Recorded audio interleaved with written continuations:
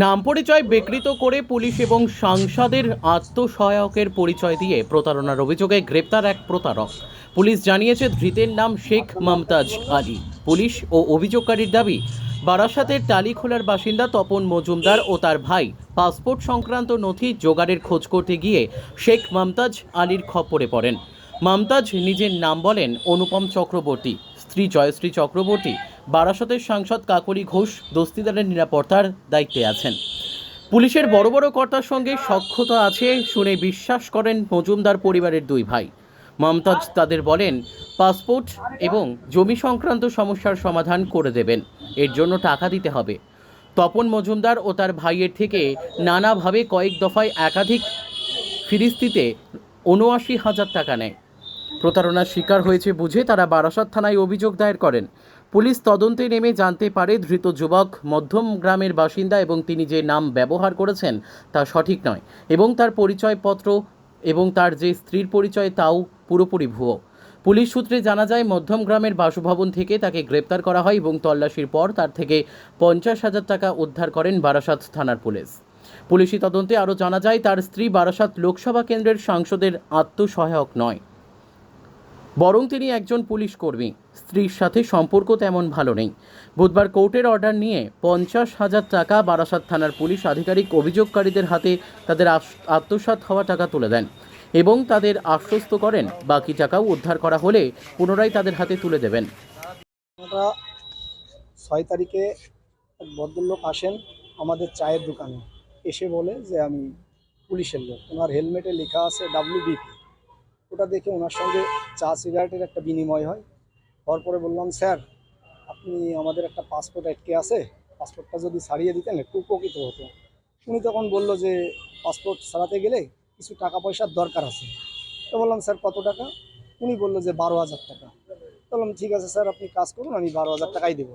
আগে বলেন পুলিশের লোক পরিচয় দিয়েছে। হ্যাঁ, উনি তো ডিআইবির লোক পরিচয় দিয়েছেন। তো তারপরে ওনাকে প্রথম ৬,০০০ টাকা দেওয়ার পরে বলছে আপনাদের কাজ চলছে আর ৬,০০০ টাকা দিতে হবে। ১২,০০০ টাকা দেওয়ার পরে উনি বলছে আপনাদের যে আর দুটো পাসপোর্ট করবেন তার জন্য দিতে হবে আসছে আর ৭,০০০ টাকা। সেই ৭,০০০ টাকা দেওয়ার পরে উনি পরের দিন এসে বলছে যে আপনার জমির পর্চা না করলে এই পাসপোর্টের কাজ আটকে যাবে। তো আমি বললাম, স্যার পাসপোর্ট করতে এই পর্চা করতে কত টাকা খরচ হবে? বললো যে উনি হিসাব করে বললো যে ৩৫,০০০ টাকা খরচ হবে। ৩৫,০০০ টাকা আমি দেওয়ার পরে উনি বলছে আপনার এটিএম আছে? আমি বলেছি যে না স্যার, আমার এটিএম নেই। বলছে আমার সঙ্গে তাহলে ব্যাংকে চলুন, এটিএম নেই।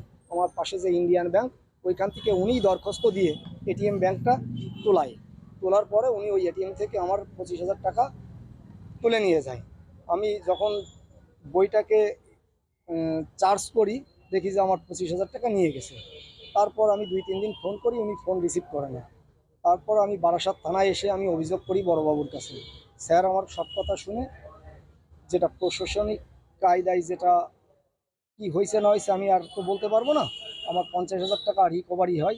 এই ৫০,০০০ টাকা রিকভারি হওয়ার পরে আমি স্যারকে এই যে আপনাকে ভুয়ো পুলিশের পরিচয় দিয়ে আপনার থেকে হ্যাঁ, টাকা নিল, আপনি কেন টাকাটা দিলেন? আপনার কাগজপত্র কি খুঁজছিল যার কারণে আপনি টাকা দিতে হলো? আমার ভেরিফিকেশনে আটকে যায় বলে যে আমি ডিআইবি কি অফিসে কারণে চাকরি করি। ওই জমির পর্চা, তারপরে আপনার কি ওই যে এটা হসপিটালে একটা সার্টিফিকেট চাই, ওই জন্ম সার্টিফিকেট। কিন্তু হসপিটালের সার্টিফিকেট আমার না থাকার জন্যই আমি ওটাকে স্থগিত থাকি। সেগুলো কি মানে যে ভুয়ো পরিচয় দিয়েছিল সে বলেছিল যে টাকা দিলে সে সেগুলো করে দেবে? হ্যাঁ, সেগুলো করে দেবে, সেগুলো সে করে দেবে। এবং উনি পরিচয় দিয়েছিল যে আমার ওয়াইফ কাকলিদির বডিগার্ড জয়শ্রী চক্রবর্তী, ওনার নাম দিয়েছিল অনুপম চক্রবর্তী। তারপরে থানার থেকে পরে জানতে পারলাম আসলে উনি অনুপম চক্রবর্তী না, উনি হচ্ছে মুমতাজ আলী। তো থানার বড়বাবু উনি আমার সব কিছু জেনে শুনে উনি আইডেন্টিফাই করে আসামিকে ধরতে সক্ষম হয়। তারপরে আমাকে ৫০,০০০ টাকা রিকভারি করে আমাকে ফেরত দিয়ে দেয়। সে ৫০,০০০ টাকা পেয়ে আমি থানার বড়বাবু বা প্রশাসনের প্রতি অনেক শ্রদ্ধা বোঝেন। আপনি কি ৫০,০০০ টাকাই দিয়েছিলেন আমি নাকি তারও আমি বেশি? ৭৯,০০০ টাকা দিয়েছিলাম।